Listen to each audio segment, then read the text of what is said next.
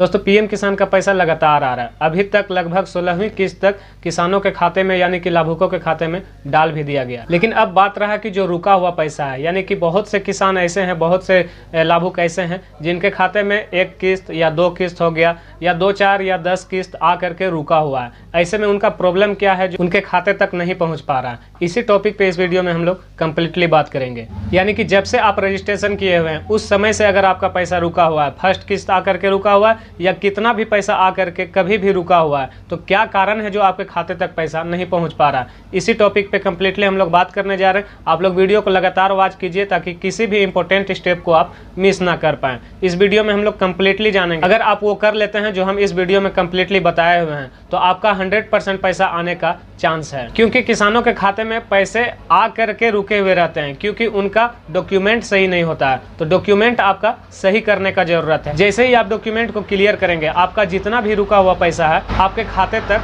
पहुंच जाएगा। चलिए इस वीडियो को स्टार्ट करते हैं और देखते हैं कि हमारा स्टेटस हमें क्या बताता है।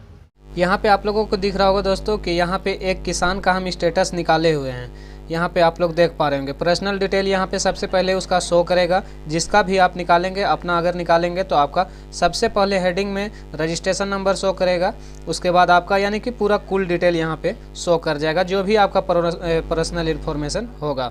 उसके बाद हमें देखना क्या है, थोड़ा सा स्क्रॉल डाउन करके हम पूरा दिखा देते हैं आप लोगों को। कुछ इस तरह से रहेगा। यहाँ पे अगर आपका पैसा क्रेडिट हो जाएगा बैंक में आपका, तो यहाँ पे आपका शो करेगा डेट वगैरह, कौन सा बैंक में आया या कब आया, सारा कुछ यहाँ पे दिखा देगा। लेकिन हमें समझना है कि हमारा जो इसमें स्टेटस जो देख रहे हैं हम, इसमें दिक्कत कहाँ पे है, जो पैसा हमारा नहीं आ पा रहा है। यहाँ पे आप लोगों को दिख रहा होगा, इस वाले पे क्लिक करना है। इस वाले एरो पे जैसे ही आप क्लिक कीजिएगा, अब यहाँ पे मेन समझने वाली बात यहाँ पे है दोस्तों। यहाँ पे आप लोग देख पा रहे होंगे सबसे फर्स्ट में लिखा हुआ है लैंड सीडिंग। लैंड सीडिंग यहाँ पे नो है। उसके बाद यहाँ पे EKYC स्टेटस है लिखा हुआ, यहाँ पे इसका यस है। यहाँ पे भी अगर आप लोगों का नो होगा, यानी कि यहाँ पे कटकुट होगा, नो होगा, तो आप लोग किसी भी साइबर कैफे या कोई सा भी मतलब CSC सेंटर में जा करके आप फिंगर लगवा करके वहाँ पे EKYC आप लोग को जरूर करवा लेना है। उसके बाद यहाँ पे आपको तीसरे में देखना है आधार बैंक अकाउंट सीडिंग स्टेटस। यहाँ पे भी यस होना चाहिए। आपका अगर बैंक में किसी तरह का कोई दिक्कत है तो यहाँ पे नो रहेगा। लेकिन मेन चीज़ यहाँ पे जो है, सबसे मेन रीज़न जो बनता है, यहाँ पे लैंड सीडिंग वाला प्रॉब्लम हो जाता है। अगर आपका लैंड सीडिंग नो है तो आप कितना भी प्रयास कर लीजिए, पैसा आपके बैंक अकाउंट तक नहीं पहुँच पाएगा। मेन यहाँ पे इस पे लैंड सीडिंग का प्रॉब्लम ही होता है। यहाँ पे जब भी आपका लैंड सीडिंग नो दिखाएगा, आपको यहाँ पे यस कराने का ज़रूरत है। अब यहाँ पे बात रहा कि इसे यस हम कैसे करेंगे, कौन करेगा यस। तो यहाँ ये सब काम जो है से आपका नज़दीकी जो भी ब्लॉक है, ब्लॉक में काम होगा, या जहाँ से भी आप किसी भी प्राज्ञा केंद्र में जा कर के इससे सलाह ले सकते हैं। अगर आपको समझ में नहीं आए तो वहाँ पे किसी भी प्राज्ञा केंद्र में जाइएगा तो वहाँ पे स्टेटस चेक करके आप बताइएगा या चेक खुद करवा लीजिएगा उनसे। देखेगा तो खुद आपको बताएगा कि करना क्या है। यहाँ पे इसमें लैंड सीडिंग नो से यस कराने के लिए आपको ज़मीन का रसीद प्लस आधार कार्ड देना होता है। यानी कि इसमें ज़मीन का रसीद नहीं जुटा हुआ है, वहाँ पर किसी से भी जा करके आप ये काम करवा सकते हैं। आपका डॉक्यूमेंट मांगा जाएगा, आप ज़मीन का रसीद और आधार कार्ड दे दीजिएगा।